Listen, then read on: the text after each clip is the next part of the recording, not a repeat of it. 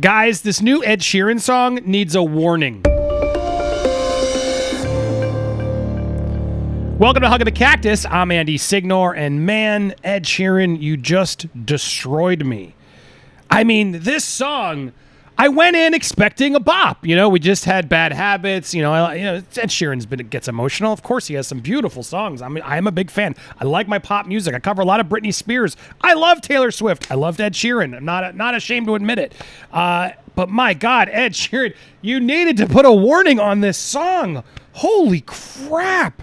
You know, when you go into expecting a bop, but then you end up being a blubbering, wet mess all over yourself? This song is... First, let me just say, this song is beautiful. He's so good at writing these, like, heartbreaking, devastatingly beautiful songs. But I just want to warn everybody, this song is going to give you a good cry. Especially if you've lost someone recently, especially if you lost a parent or someone really close to you, or a grandparent, or someone close who you feel like raised and loves you. I just want to give you a fair warning that this trigger warning, if you will.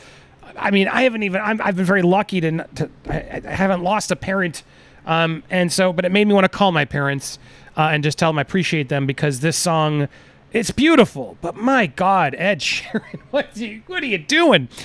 It brought up this whole topic of music and how it really can affect you. And I'm curious what your song is out there, guys. Do you have a song that if you just play, it just makes you cry?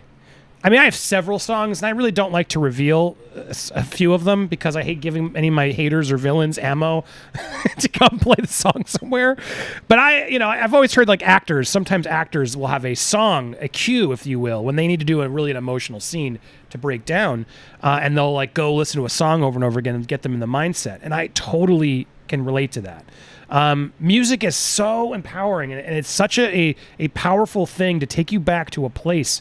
There's something about a song that can just take you exactly back to a place. And I just wanted to talk about that, and I wanted to use this sort of Ed Sheeran moment to sort of talk with you guys, because that's what we do here on this channel, just talk about emotional stuff, mental health stuff, more sensitive topics. And when I listen to this song, Visiting Hours, which again, I don't want to spoil it. Can you spoil a song? I don't think you can spoil a song, but he does give a warning here. I wish that heaven had visiting hours. And the song is really about sort of mourning the loss of someone close to you who is no longer with you, and him sort of pining for the opportunity to go back up to, check in and get the advice you wish you could get, and show them that your kids are growing, and how proud you are, and all this stuff. And it's just, as you can imagine, it's going to evoke a very real guttural reaction, especially if you've lost someone recently. But I mean, I can't tell you how many songs I've played that just do that. I mean, I've been through so much in my life, obviously, as everybody else has. But there was a period there in my life where I was in a really dark spot in 2017, going through my divorce and sort of my own self-reflection of all the terrible things I had done. And at that point, I remember speaking to my therapist, her just sort of advising me of, like, don't avoid the cry. Like, it's good to cry. Like, if you bottle it in, it can do worse. Like, when you need to cry, let it out, experience it, and then, get it together and move forward. And that advice was really sound to me. It really stuck with me, and I make a point to try and do that once in a while. And sometimes, so in that period, I made a playlist. I made a like my keep. I actually called it my Keep Going, or Phase 2 is what I sort of called it, as sort of me reinventing a better version of myself. And that playlist is something that I'll listen to once in a while, because it not only is a bunch of songs that affect me, but it's a period, a period of a playlist of music that I listened to at a very specific period where I was very vulnerable, emotionally vulnerable, and just trying to figure out my life and how to redo my life better. And so there are times where I will sort of, when I lose my way, or I get out of it in a mental health sort of kick, and I feel down or unmotivated or lost. I haven't been doing this as much, and I'm putting myself out there to be more accountable. And advice to you guys to hopefully try it. I need to get out more and just exercise is what my thing is. Like, get out there or walk or run, or get out there into the sun and just get that vitamin C, and get out there and be moving, get off the screens. And sometimes I will replay that playlist to just hit me. to sort of remind me to centralize myself, to refocus myself, to remember where I've been, to feel that pain again, just to remember what it is. It's not usually as bad as it is, but it'll always hit me a little bit. I'll always get a tear of some kind in that experience, just let it out. Or if I'm facing some other challenge now, it'll sort of tip me over that edge to sort of remind me of how bad it can get and that I got back up. You know what I mean? That I was able to get past that point. That there's still emotion there, right? There's still raw, real sadness there, but that you can get past it. You really can keep going, if you will. And this song just took me there today. This song by Ed Sheeran just took me there today. I was working. I was trying to get busy. I thought, oh, cool, Ed Sheeran. Maybe there's something fun. I could do a story about it. And I ended up listening to the song like 4 times and just crying. And it did make me think of someone specifically, and someone connected to my fiance. And I talked about it with her, and it was just it was a good moment to have, even though it was a sad moment. You realize sad moments are important too.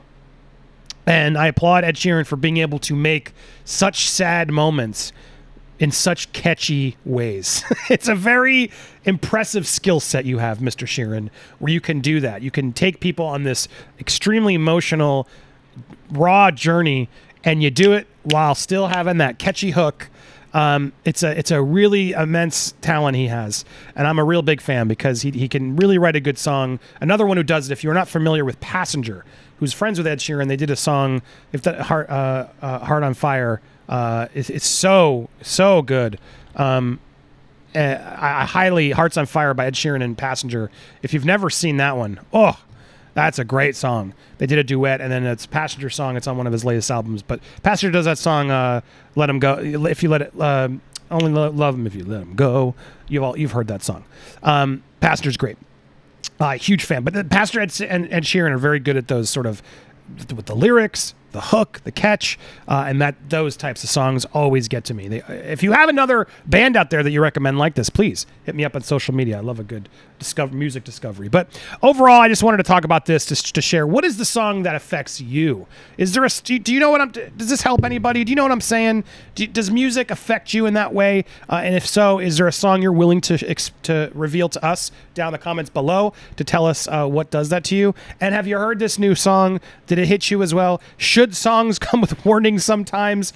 Either way, I've warned you. If you'd like a good cry today or at any point, definitely go check out the song. A good cry is good for us once in a while. We should not be ashamed or embarrassed by it.